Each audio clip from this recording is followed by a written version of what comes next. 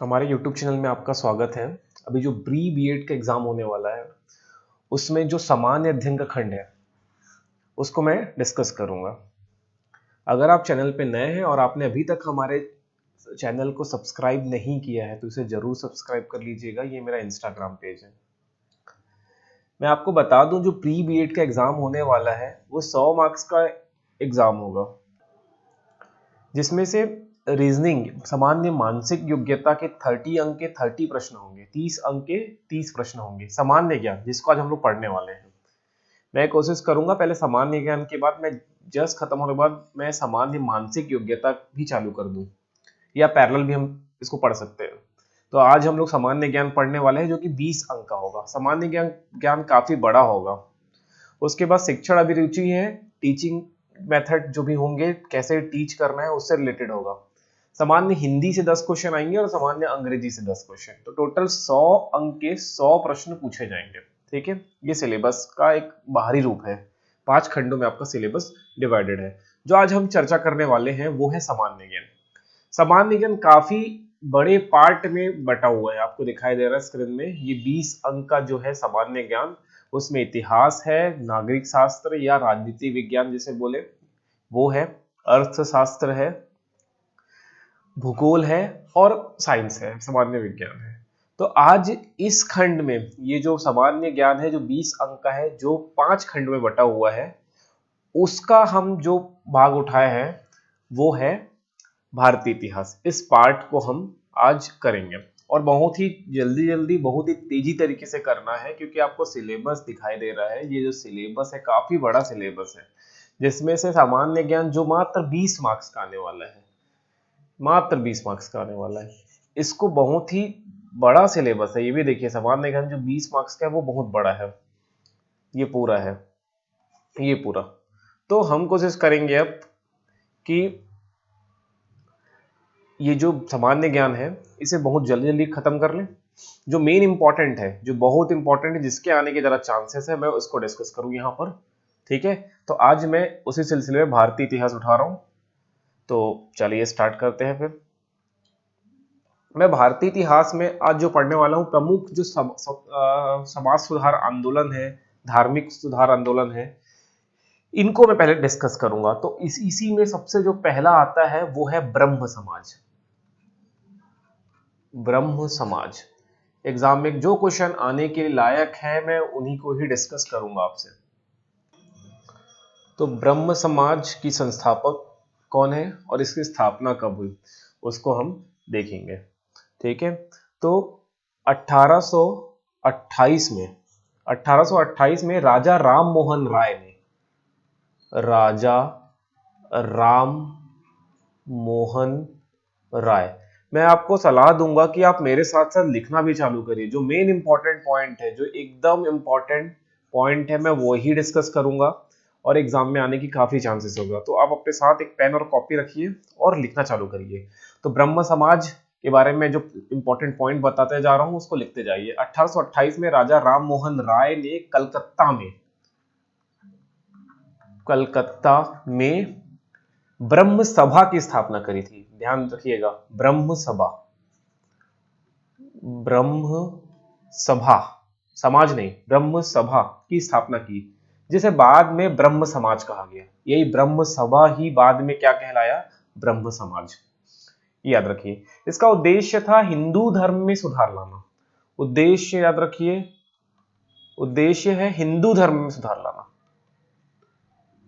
हिंदू धर्म में सुधार लाना, ये प्रमुख उद्देश्य है। इसके अलावा सभी धर्मों की अच्छाइयों को अपनाना, मूर्ति पूजा का विशेष तौर पे विरोध करना, मूर्ति पूजा का विरोध करना, इन्होंने मूर्ति पूजा का विरोध किया। ये इंपॉर्टेंट पॉइंट है।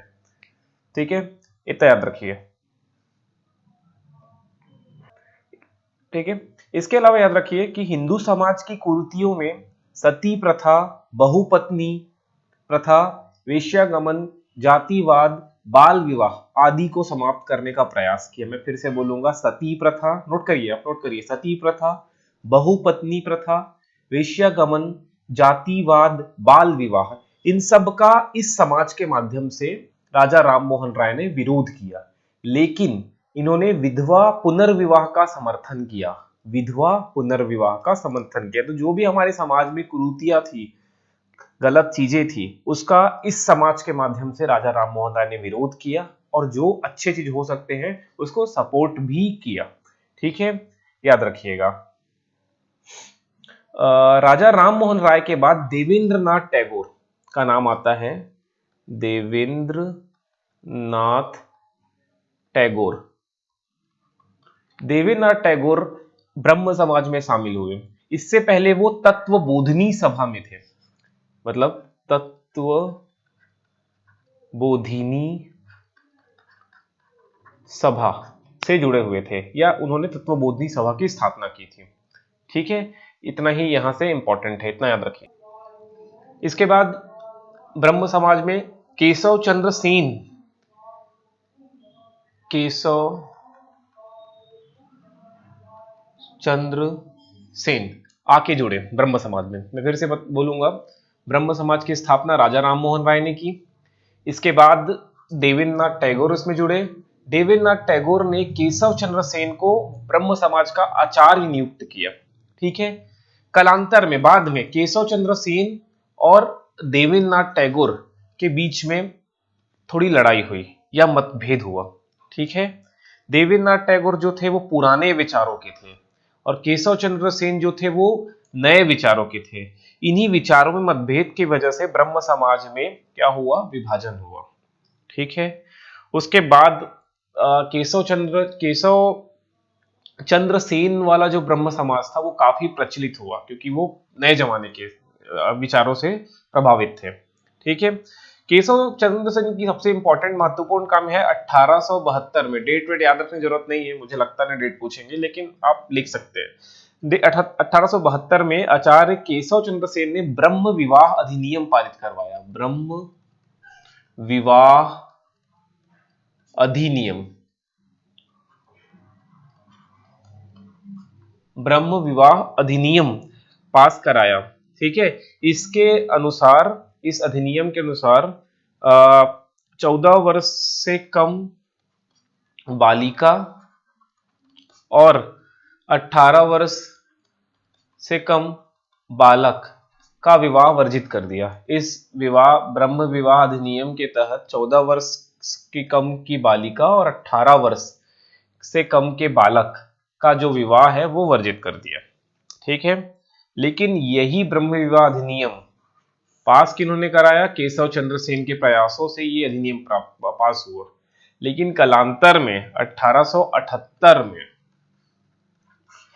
केशव चंद्र सेन ने ही अपनी पुत्री का विवाह, अल्पायु पुत्री का विवाह बिहार के राजा से साथ कर दिया।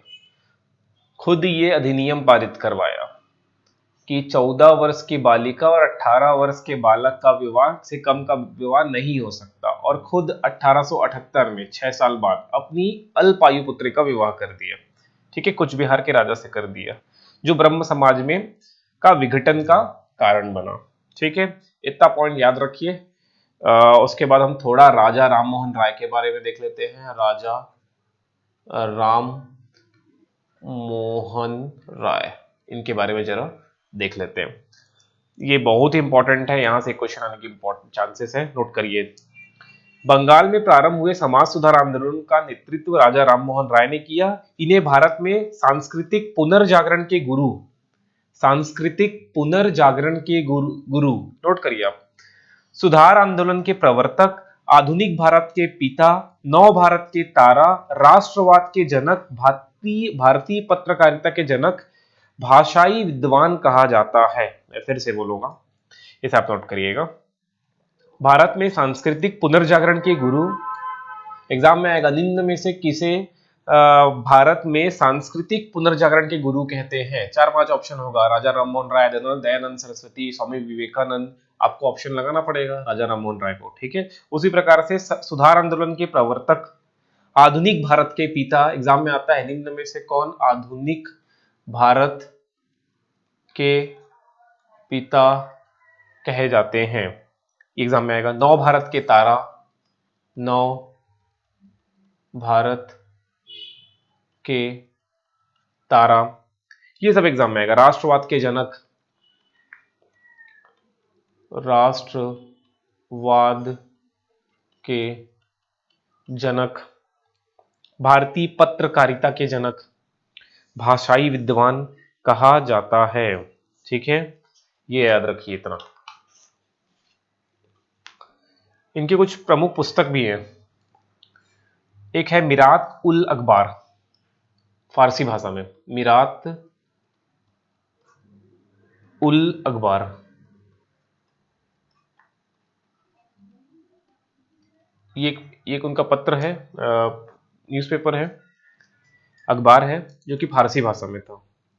इसके बाद बांग्ला भाषा में संवाद कौमुदी का प्रकाशन भी किया। संवाद कौमुदी, संवाद कौमुदी,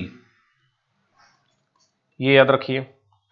ठीक है, इतना याद रखिए। इसके अलावा इन्होंने हिंदू कॉलेज की स्थापना की थी बनारस में, कलकत्ता में हिंदू कॉलेज की स्थापना की थी। कलकत्ता वेदांत कॉलेज की स्थापना की थी। ठीक है, ये सब बहुत इंपॉर्टेंट है। मुगल बादशाह अकबर द्वितीय ने राजा राम मोहन राय को राजा की उपाधि प्रदान की थी। मुगल बादशाह अकबर द्वितीय ने राजा राम मोहन राय को राजा की उपाधि, ये जो नाम में उनके आगे जो राजा लगता है ना, ये एक उपाधि है, राजा। ठीक है, इतना याद रखिए। जो बहुत ही इंपॉर्टेंट पॉइंट है उनको देखिए, क्योंकि सिलेबस बहुत बड़ा है और आने वाला केवल 20 मार्क्स का है, इसलिए मैं बहुत ही जल्दी जल्दी पढ़ा रहा हूँ। अदरवाइज कोई ज़्यादा सिलेबस होता तो मैं डिटेल में डिस्कस करते हैं। ठीक है, तो बहुत तेजी से करते हैं। सेकेंड, इसके बारे में हम पढ़ेंगे प्रार्थना समाज। जो बहुत इंपॉर्टेंट समाज है उन्हीं को मैं बता रहा हूँ। प्रार्थना समाज 1867 में प्रार्थना समाज की स्थापना डॉक्टर आत्माराम पांडुरंग ने किया। डॉक्टर आत्मा राम पांडुरंग ने किया, आत्माराम पांडुरंग ने किया। ठीक है, बाद में महादेव गोविंद रनाडे इसमें शामिल हुए, इस समाज में महादेव गोविंद रनाडे। लेकिन एग्जाम में कभी कभी आता है कि निम्न में से किन्होंने प्रार्थना समाज की स्थापना की, और डॉक्टर आत्माराम पांडुरंग का नाम ही नहीं होता उसमें। ऑप्शन में महादेव गोविंद रनाडे होते हैं, तो आपको यही लगाना है, क्योंकि प्रार्थना समाज को बहुत वास्तविक संस्थापक अपन कह सकते हैं महादेव गोविंद रनाडे हैं। ठीक है, इस समाज का भी उद्देश्य था हिंदू धर्म में समाज सुधार लाना। ठीक है, यही सब इसमें भी है, तो इतना याद रखिए। उसके बाद हम देखते हैं आर्य समाज। आर्य समाज, आर्य समाज के संस्थापक दयानंद सरस्वती थे। मतलब 1875 में दयानंद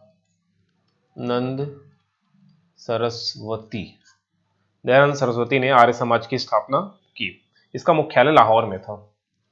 ठीक है, इसका उद्देश्य भी था हिंदू धर्म में सुधार लाना, वैदिक धर्म को पुनः शुद्ध रूप से स्थापित करना, छुआछूत की विरोध करना, और समाज में जितने भी कुरीतियां हैं उनका विरोध करना। ठीक है, ये समाज पहली बार महिलाओं और शूद्रों जो अछूत होते हैं, शूद्रों को वैदिक शिक्षा देने की बात कही। ठीक है, इस समाज के द्वारा शुद्धि आंदोलन चलाया गया। शुद्धि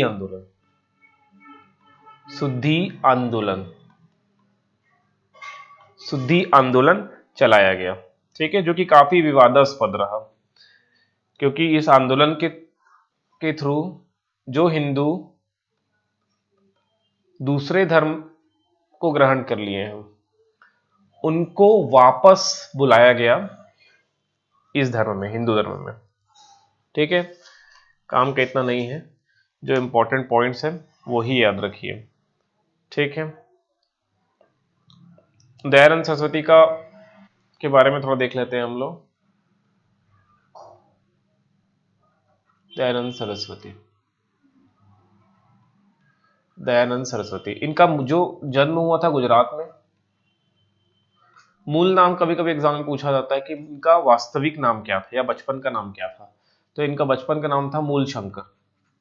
बचपन का नाम क्या था? मूल शंकर, या मूल नाम इनका क्या था? मूल शंकर। ठीक है।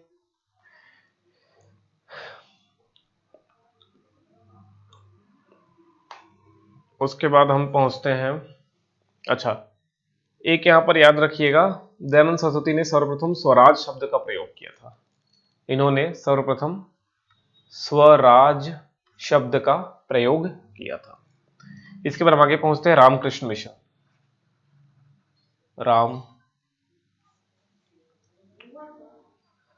रामकृष्ण मिशन। रामकृष्ण मिशन, ठीक है। रामकृष्ण परमहंस के शिष्य विवेकानंद द्वारा इस मिशन की स्थापना की गई थी कलकत्ता में। तो स्वामी विवेकानंद द्वारा 1897 में इस मिशन की स्थापना की गई थी। इसका उद्देश्य था भारत में धार्मिक सामाजिक सुधार लाना। ठीक है, इतना याद रखिए। स्वामी विवेकानंद के बारे में याद रखिएगा कि 1893 में अमेरिका के शिकागो शहर में आयोजित प्रथम विश्व धर्म सम्मेलन में स्वामी विवेकानंद ने भारत का नेतृत्व किया था 1893 में। इसके बारे में आपने पढ़ा ही होगा कहीं ना कहीं। ठीक है, तो एक चीज याद रखना, स्वामी विवेकानंद को 19वीं शताब्दी के नव हिंदू जागरण के संस्थापक कहे जाते हैं। नव हिंदू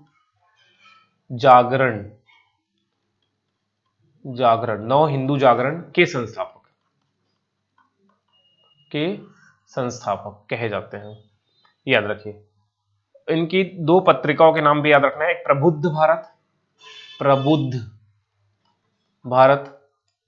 प्रबुद्ध भारत जो कि अंग्रेजी में था, और उद्बोधन ये बंगाली में था। ठीक है, ये पत्रिकाओं का उन्होंने प्रकाशन किया था। इसके अलावा राजयोग, कर्मयोग, ये उनकी कुछ प्रसिद्ध पुस्तकें थी। इसके बाद थियोसॉफिकल सोसाइटी, ठीक है, एनी बेसेंट इनसे जुड़े थे, आपने पढ़ा होगा। ठीक है, तो थोड़ा इसका इंट्रोडक्शन लिखते हैं। थियोसॉफिकल सोसाइटी की स्थापना 1875 में न्यूयॉर्क में, अमेरिका के न्यूयॉर्क में मैडम हेलेना पेट्रोवना तथा कर्नल हेनरी स्ली ऑलकॉट ने की थी। तो इसके संस्थापक का नाम जनरली पूछा जाता है, तो इसके संस्थापक आप नाम याद रखिएगा, मैडम ब्लावत्स्की, ये याद रखिएगा। मैं इसको थोड़ा क्लीन लिख देता हूं। मैडम हेलेना पेट्रोवना ब्लावत्स्की तथा कर्नल हेनरी स्ली ऑलकॉट के इन्होंने किया था, ये संस्थापक है। ठीक है, भारत में इसकी ये न्यूयॉर्क में ना, ये न्यूयॉर्क शहर में, न्यूयॉर्क में भारत में इसकी स्थापना 1882 में अडयार मद्रास में इसका एक मुख्यालय खोला गया। ठीक है, और इससे जुड़ी एनी बेसेंट ने भारत में इसे बहुत अच्छे से फेमस कराया इस सोसाइटी को। तो एनी बेसेंट से एक चीज याद रखिए, इन्होंने बनारस में सेंट्रल हिंदू कॉलेज की स्थापना की थी। फिर से बोलूंगा, एनी बेसेंट ने सेंट्रल हिंदू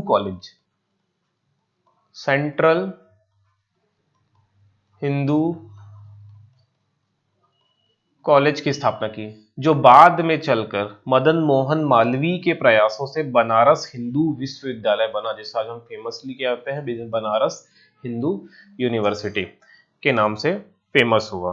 ठीक है, ये इतना याद रखिए। उसके बाद एक लास्ट हम देख सकते हैं, यंग बंगाल आंदोलन। ठीक है, यंग बंगाल आंदोलन के संस्थापक हेनरी विवियन डेरेजियो थे। हेनरी विवियन डेरोजियो,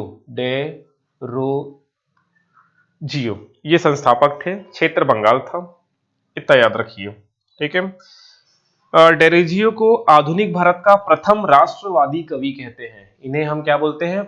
आधुनिक भारत का प्रथम, आधुनिक भारत का ना, आधुनिक भारत का प्रथम राष्ट्रवादी कवि, राष्ट्रवादी कवि कहते हैं, ये याद रखिए। ठीक है।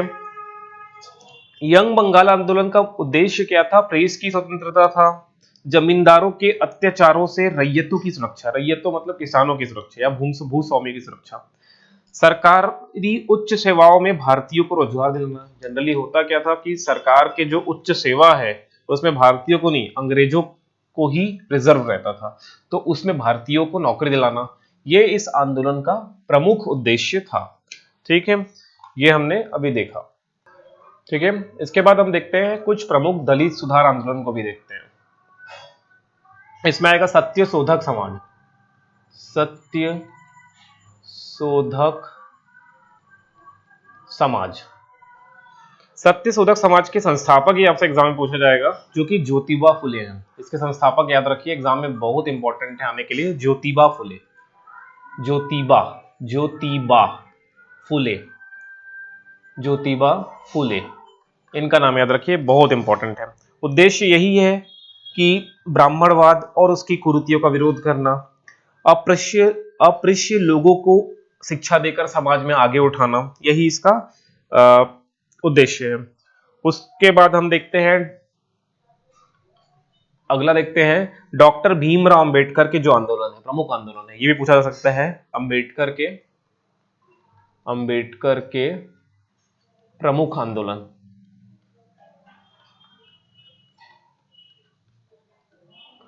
तो इसमें इन्होंने बहुत सारे फेडरेशन या सोसाइटी की स्थापना की थी, जिसमें प्रमुख सोसाइटी को देखते हैं। जो पहला है all India depressed class federation, all India depressed class federation, note कर लीजिए, आप नोट करिए, all India depressed class federation की स्थापना की। ठीक है, इन्होंने बंबई में बहिष्कृत हितकारिणी, बहिष्कृत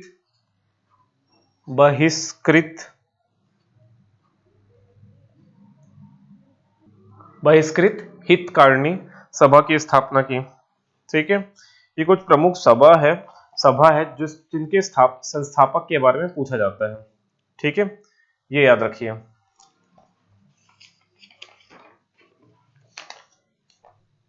इसके बाद हम लोग कुछ प्रमुख जनजातीय विद्रोह को भी देख सकते हैं यहीं पर। जनजातीय विद्रोह मैं बहुत ही तेजी से पढ़ा रहा हूं क्योंकि सिलेबस बहुत ज्यादा है। ठीक है, सारे सिलेबस को कवर करने की कोशिश करूंगा आपके प्री बीएड एग्जाम के लिए, तो जो भी इंपॉर्टेंट हो सकता है मैं डिस्कस कर रहा हूँ। और आपको अगर बुक के बारे में जानना है तो आप लुसेंट, जो बुक आती है लुसेंट सामान्य ज्ञान, उसे प्रेफर कर सकते हैं। तो प्रमुख जनजातीय विद्रोह में हम लोग देख लेते हैं जो बहुत ही प्रमुख है। एक जैसे खोंड है, खोंड विद्रोह, खोंड विद्रोह, सिर्फ नेता का नाम पूछा जाएगा। खोंड विद्रोह के नेतृत्व चक्र बिसोई ने किया था, चक्र बिसोई ने खोंड विद्रोह। ठीक है, उसी प्रकार से आता है संथाल विद्रोह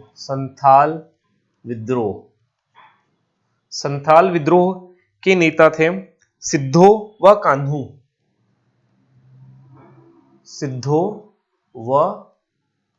कान्हू। ठीक है, इसका संथाल विद्रोह का जो क्षेत्र था वो बिहार था। ठीक है, और खोंड जनजाति के विद्रोह जो है वो उड़ीसा से बंगाल तक फैला हुआ था। ठीक है, उसके बाद है मुंडा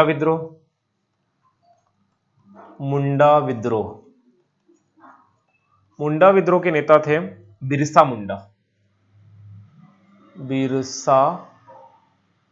मुंडा। इसका क्षेत्र छोटा नागपुर का पठार, झारखंड। खासी जनजाति ने विद्रोह किया था। इसमें आया था तीरथ सिंह का नाम आता है, तीरथ सिंह नेतृत्व करता, ये सब नेतृत्व करता के नाम है। तीरथ सी। एग्जाम में आता है, एग्जाम में ऐसे क्वेश्चन आएगा कि निम्न में से किसने खोंड विद्रोह का नेतृत्व किया था। ऑप्शन होगा, ऑप्शन ए चक्र Bisoi, option B Sidho Kanhu, option C Birsa Munda, option D Tirath Singh. तो आपको लगाना है सही ऑप्शन चक्र बिसोई। ठीक है, ऐसे आते हैं। ठीक है, ऐसे याद रखिए, इतना याद रखिए। और भी आपको बुक में मिले तो आप कोशिश करिए पढ़ने की। ठीक है, आज हमने ये भारतीय इतिहास का खंड उठाया हुआ है और इसमें कुछ प्रमुख जो विकास है, ऐतिहासिक घटनाएं हैं, उनको हम देख रहे हैं। ठीक है, कल हम लोग कोशिश करेंगे आगे बढ़ने की। तो आज सामान्य ज्ञान का डे 1 है ना, कल हम लोग डे 2 स्टार्ट करेंगे, कल कुछ दूसरा इसके आगे बढ़ेंगे। और मैं कोशिश करूंगा कि इसका जो सिलेबस का ये जो पोर्शन है, सामान्य मानसिक योग्यता, जो कि 30 अंक का है, बहुत इंपॉर्टेंट है, रीजनिंग, तो हम इसको उठा के भी साथ में चलते हैं। ठीक है, तो कल मिलते हैं फिर। Thank you.